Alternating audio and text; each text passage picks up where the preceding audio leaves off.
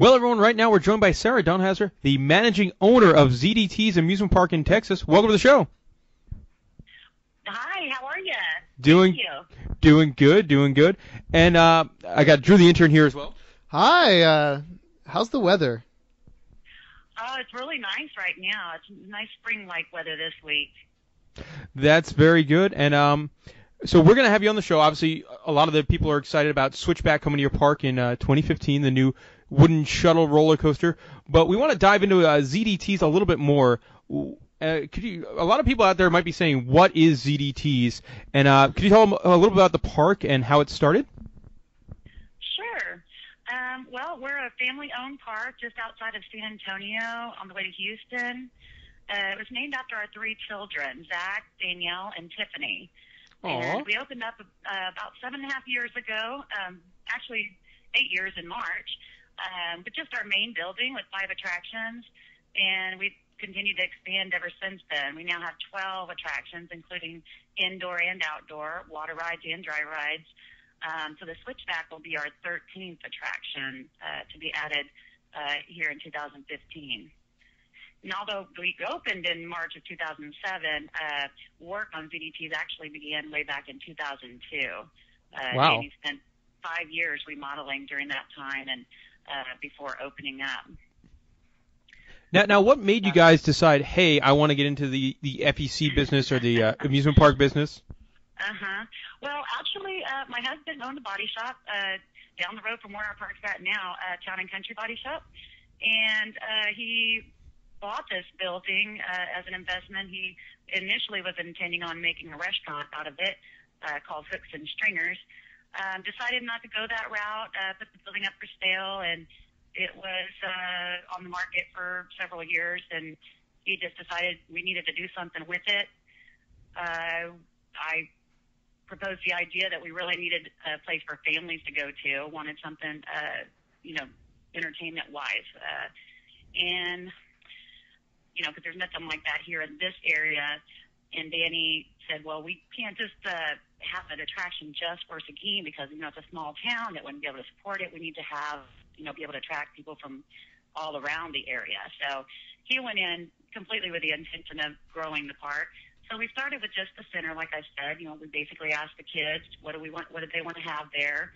They were younger at the time. Zach wanted a rock climbing wall. Danielle wanted the bungee trampoline. Tiffany wanted a big slide. So we started with those attractions, a huge indoor playground called Jungle Playland with Velocity that has a huge spiraling slide that comes down it. Come to ZDT. And that was built by Prime Play, which is now part of Whitewater. Bungee trampoline, rock climbing wall. And we had tons of video games, which we decided at the last minute to keep them all on free mode and keep them included with the band. Oh, that's so much more fun. And a Max Flight Simulator where you can design your own roller coaster ride. Now we have an upgraded model where you can do a jet flight simulation as well, but not back then. And we opened up as ZDT's Amusement Center initially, and then after several years and several attractions were added outside, we changed our name to ZDT's Amusement Park, and we just continued to grow. Very, very cool. So you started as just the indoor part, and then you went and added, obviously, outdoor rides and go-karts and water slides. Which came next? Well, what came right after the main building was the go-karts, but initially it was just an indoor track, so it was a rather small track inside of an old warehouse used to store grains and stuff from the mill. And so that was the next attraction that we added on. So at that point, we were still all indoor. And then we added on the parachute drop after that, which is a family-sized drop tower. It takes you up and drops and bounces. So it's not like the small, like the Frogger, and it's not huge like the Scream. It's mid-size. So that it accommodates a wide age range. And that was the next thing to add after the go-karts. That was our first outdoor attraction. Very cool. And then I'm guessing the water park came last?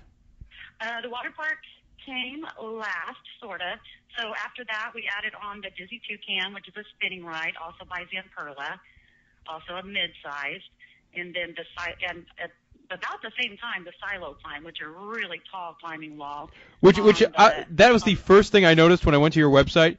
just because it looks so different than things you see at a lot of other places. Uh-huh. And now talk a little bit, before we move on, can we talk a little bit about the silo climb? Yes, it's a 60-foot tall climbing wall outside on the grain silos, and it's an auto belay climbing wall. So it's really tall, but it's still auto belay. It's the tallest there is of the auto belay climbing walls. I have to stop you here. The auto belay, what is that? It means there's Well, not a. meaning that there's no one there helping you, like holding the rope on the other end. So as you're climbing, when you're done, you just let go and kick off, and it brings you down slowly, automatically, as opposed to someone having to do that for you. Gotcha. Now I completely understand. It saves from Okay. the operator's hands to get all like beaten up by things. Yeah, among other things. So Now, that was really cool, and that attracts a lot of people. Just by driving down the street, they want to stop and try out the silo climb.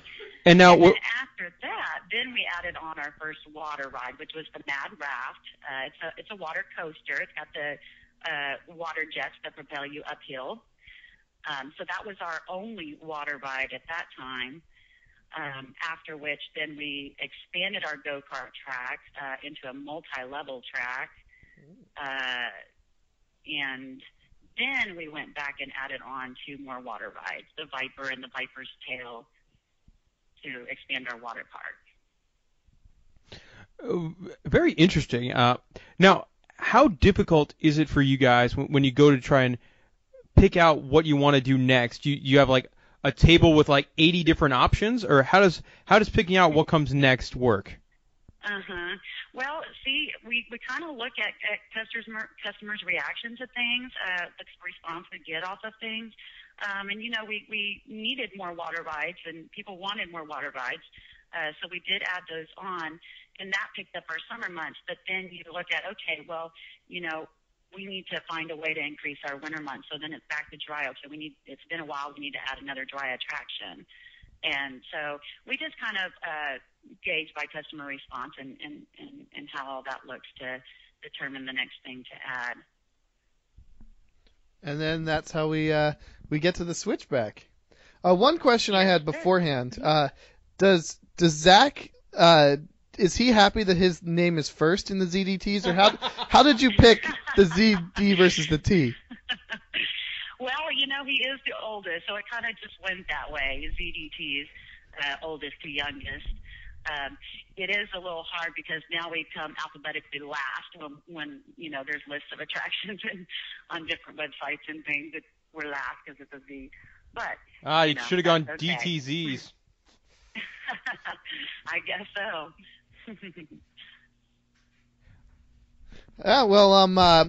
I know we are definitely excited for the Switchback, the gravity group coaster you guys are building. That, and also would go to Seguin for the world's largest pecan. Yes, it is. I love the fact that Gravity Group's advertisement for your ride includes a picture of their staff standing around the world's largest pecan. Yeah, that was pretty funny how they added that in there. All right, well, tell us about Switchback, about what's going. How the idea started. Yeah, where the idea came from, and how we're going with that. Sure. So we really like the idea of doing a shuttle coaster because you're able to fit a nice ride in a compact space. We are limited on space. And the idea of a wooden shuttle coaster especially because, there aren't any others. And at some point on this journey, I came home to find my husband rereading a book called The American Roller Coaster, and he pointed out to me that this actually wouldn't be the first wooden shuttle coaster. The first coaster in America was technically a wooden shuttle coaster. We didn't realize this before, that there had been a wooden shuttle coaster in history. So it didn't complete a full circuit, making it a shuttle coaster. This was a Switchback Railway at Coney Island. There was a train that used to transport coal down a mountain called the Mach Chunk Switchback Railway, and this train began to give rides to tourists and attracted a lot of attention. And so they say that this train likely inspired LaMarcus Thompson's coaster ideas. He designed that first roller coaster in America, which opened in New York in 1885. The original Switchback Railway went up to maximum speeds of 6 miles per hour and ascended up one track, and then the riders hopped out, and then the train switched tracks, and riders hopped back on to ride back down. So as opposed to making a full circuit, it switched tracks and returned, so it was a shuttle coaster. So when we discovered this, we got really excited and fired up and decided to pay tribute to this first coaster of America and name our Switchback and theme it as a rustic-looking train. So it'll be the first modern wooden shuttle coaster and the only wooden shuttle coaster in existence today. Yeah. And of course, even though it's a shuttle coaster and it switches tracks as the original Switchback Railway did, it'll be very modernized, of course. It'll be much, much faster and longer and more elaborate, and it'll go in reverse. And airtime and a lift hill. Yes, Definitely yes. things we're all excited about. It goes through a building? Yeah, it goes through a building that's older than my grandmother. Yep, there are a lot of old buildings on our property. And of course, like I mentioned, the silos on our property, they used to store grain. And the main building, as well as several of the other buildings on our property, were wholesale grocery stores. And the go-kart building, which we call Ed's Speed Shop, named after a speed shop owned by Danny's father in New York, was used for storage in the times of the mill. And if you look up, you could actually see the augers that were used to move the grains and feed and corn. The building that the roller coaster goes through, I believe, was part of the Seguin Grocery Company, but I'm still trying to get confirmation of this. I've got really old maps and then newer maps, and it's hard to determine exactly when that particular building was built because it's not on the earlier ones, but it is on the older ones. But I don't have any in between, so we're still looking for confirmation. But it seems to be part of that old Seguin Grocery Company.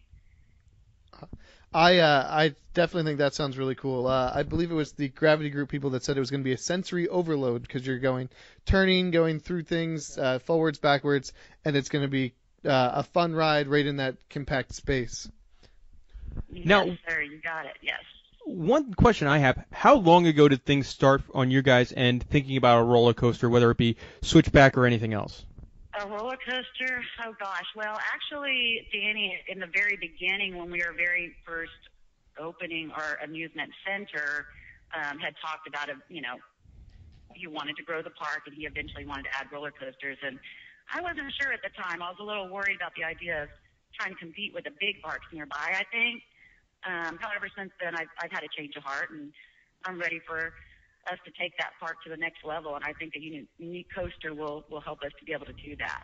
But it's always been his vision to eventually add coasters. He just had to get me on board. Hence she said coasters and not coaster. So more on the way. Well, we'll see. We'll see what the response is and see what we do from here. Yeah, so how's construction going on now? Well, there's 3 zones, and we're currently working on concreting Zone 1. And this is the area where the coaster takes that overbank turn and goes through the building. All 48 piers are done in this zone, and they're now working on the beams. When the concrete work is done in this zone, Gravity Group is ready to come out and get busy installing the anchor straps and then begin erecting the steel structure. So this should start in about a week or so from now. And then while this is going on, while Gravity Group's starting their work, the concrete work will start on Zone 3, which is where at the front of the park where that initial lift hill and first drop are located. And also, meanwhile, we're currently this week they're putting up the fence that surrounds the extended park area that's going to contain part of the coaster. And we just expanded our parking lot to accommodate an increased number of visitors, and they just laid the asphalt on the new parking lot this week. All right, so it seems like things are rolling along here. Do you have an anticipation of when you expect to be having riders on Switchback? Well, we're unable to give a tentative opening date right now. We are running a little behind, but we're trying to get back on track, and we're still looking at a summer 2015 opening. All right, very cool. Now, for people that are going to visit the park this summer, how does the pricing work? Well, at our park, you can buy an extreme wristband that gets you access to everything, unlimited. So all of the attractions, there's no upcharge for any of our attractions at the park. All the video games are on free mode, and rides are unlimited once you purchase that extreme band. And how much is an extreme band? Well, right now, actually right now it's $19.99 during this time of year, and then from March to September it's $22.99, and that will probably increase once the coaster opens, but we don't Which have makes any sense, price yet. Alrighty. Very cool. Now, one thing I always like to ask the park people when they come on the show is this is someplace we might get to this year. What are your other favorite things to do in town, whether it be a really great restaurant or something like that, or the world's largest pecan, as Drew the intern mentioned? Well, actually, in Seguin, there's not a whole lot as far as entertainment other than us. There is a bowling alley that keeps, closing and reopening, and I think that they're going to actually try to make this one work. It sounds like attending conventions and things, so I'm thinking it'll be more than just a bowling alley, and I'm excited to see how that goes. As far as restaurants, we have a lot of Mexican food. And there is this new Italian place called Giuseppe's that I'm really liking. So I'll be sending a lot of customers their way this summer. But we have, we're, in Pecan, which is a very small town, but right nearby we have Schlitterbahn and New Braunfels. And right there in San Antonio, of course, we have Fiesta Texas and SeaWorld. So there's a lot to do in the area. Yeah, that's because I know a lot of people are planning the sort of the Grand Texas trip this year because obviously, the two Six Flags are building some cool rides, and then you guys are building the cool rides. Now, so you're outside of San Antonio? Yes. Okay. And like we said, yes, this we're is about 45 minutes from Fiesta Texas. This is the number one reason out of 18 of why you would come visit Texas this year. Yes.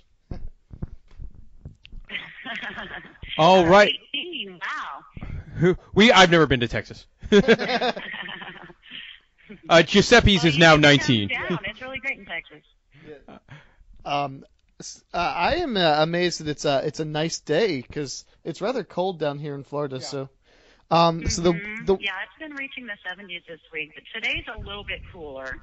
There's a little bit of a breeze, but it's still very nice for wintertime. That's the one thing I've learned about Texas is it's either the winters are really nice or they're absolutely terrible, and there's no in between. But not as terrible as they are up north. So. No, yeah. Yeah, that is true. I assume the water rides are seasonal then. Yes, they are, but actually we open our water rides a little longer than most parks do. The water rides open from March through September, weather permitting. So they'll be opening here in just a few weeks, and our water is heated during that time when the temperatures aren't as high. So it still makes for a comfortable visit to the water park. All right. And one quick question: if our listeners want to find more information about ZDT's amusement park or the Switchback, where would you like to send them? Well, you can go to our website at www.zdtamusement.com and also visit us on Facebook. All right. Well, Sarah, thank you very much for coming on In the Loop. We look forward to hopefully we're going to get out there this summer. If not us, we'll definitely send Randall, who's out there, a Texas native. We'll send him over there to check it out. But thank you very much for coming on, and we wish you the best of luck as the construction goes along. Thank you. I appreciate it.